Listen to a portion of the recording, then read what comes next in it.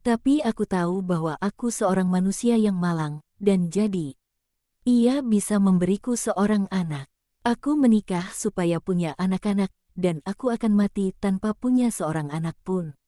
Dan dia mengatakan, dengan menunjuk pada si anak, yang gembira sebab pakaian indah yang dibelikan Petrus, telah menciumnya, seraya mengatakan, Bapa tersayang, dia katakan, lihatlah, saat makhluk kecil ini, yang 10 hari lalu tidak aku kenal, mengatakan itu padaku.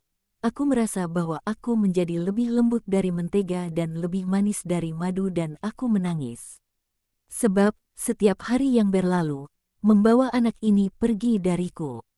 Maria terdiam, mengamati Yesus, mempelajari wajahnya, menantikan sepatah kata.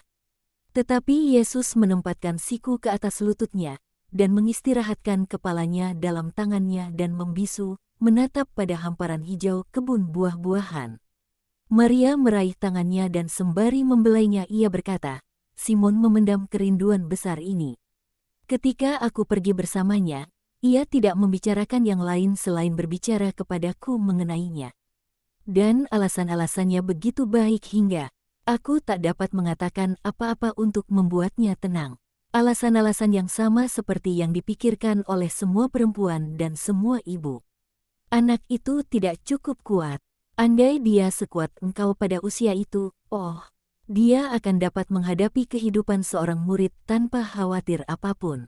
Tapi dia begitu kurus, dia sangat intelijen, sangat baik, tapi tidak lebih. Ketika seekor merpati kecil begitu lembut, engkau tak dapat melemparkannya ke udara untuk membuatnya terbang sangat dini. Seperti yang engkau lakukan pada yang kuat. Para gembala baik, tapi mereka tetap laki-laki. Anak-anak membutuhkan perempuan. Mengapakah engkau tidak membiarkannya bersama Simon? Ketika engkau menolak memberinya seorang anak dari dirinya sendiri, yang lahir darinya, aku mengerti alasannya. Seorang anak adalah bagai sebuah jangkar. Dan Simon, yang ditakdirkan untuk suatu tugas yang begitu besar, tak dapat dihalangi oleh jangkar-jangkar. Tapi engkau harus setuju bahwa dia akan harus menjadi bapa dari semua anak-anak yang akan engkau tinggalkan padanya. Bagaimanakah ia akan dapat menjadi seorang bapa jika dia tidak punya pengalaman dengan seorang anak? Seorang ayah haruslah manis. Simon baik, tapi tidak manis. Dia suka bertindak menurut dorongan hati dan tidak toleran.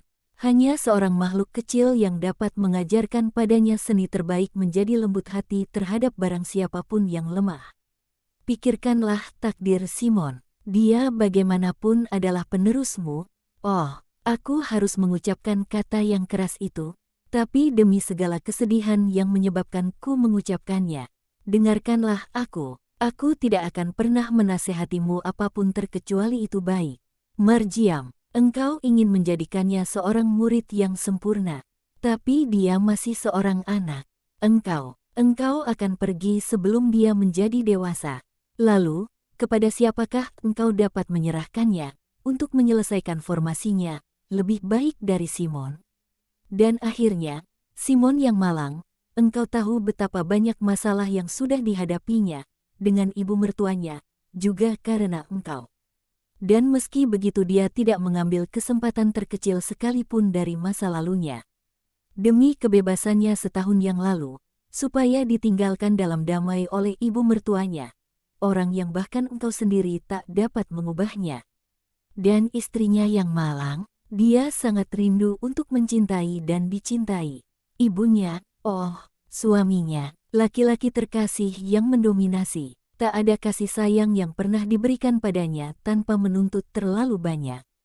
Perempuan malang, tinggalkan anak itu padanya. Dengarkanlah, nak, untuk sementara waktu kita akan membawanya bersama kita. Aku akan ikut ke Yudea juga. Engkau akan mengantarkanku ke salah seorang temanku dari Bait Allah, yang nyaris seperti keluarga, sebab dia dari keturunan Daud. Dia tinggal di Bet-Sur. Aku akan senang bertemu dengannya, jika dia masih hidup. Kemudian, ketika kita kembali ke Galilea, kita akan menyerahkan anak itu pada Porpirea. Apabila kita dekat Betsaida, Petrus akan menjemputnya. Apabila kita kemari, sepanjang masa itu, si anak akan tinggal bersama Porphyria. Ah, engkau tersenyum sekarang, jadi engkau akan menyenangkan bundamu. Terima kasih, Yesusku. Ya, terjadilah, seturut kehendakmu. Yesus berdiri dan memanggil dengan lantang, Simon anak Yohanes. Kemarilah. Petrus terkejut dan berlari menuruni tangga. Apakah yang engkau kehendaki, Guru? Kemarilah, kau perampas kuasa dan penjilat. Aku, mengapa? Apakah yang telah aku lakukan, Tuhan? Kau telah menjilat bundaku, itulah sebabnya kenapa kau ingin sendirian. Apa yang harus aku lakukan terhadapmu? Namun Yesus tersenyum dan Petrus berbesar hati kembali. Oh, katanya, engkau sungguh menakutiku, tapi sekarang engkau tertawa. Apakah yang engkau kehendaki dariku, Guru? Nyawaku, aku hanya punya itu, sebab engkau telah mengambil semuanya. Tapi jika engkau menghendakinya, aku akan memberikannya padamu. Aku tidak hendak mengambil apapun darimu. Aku hendak memberimu sesuatu, tapi jangan mengambil keuntungan dari kemenanganmu dan jangan singkapkan rahasianya pada yang lain-lain. Kau seorang yang paling cerdik yang mengalahkan sang guru dengan senjata perkataan bundanya. Kau akan mendapatkan anak itu, tapi Yesus tak dapat berbicara lebih lanjut, sebab Petrus, yang tadi berlutut, melonjak dan mencium sang guru dengan sukacita begitu rupa hingga membuat perkataan terhenti pada bibirnya.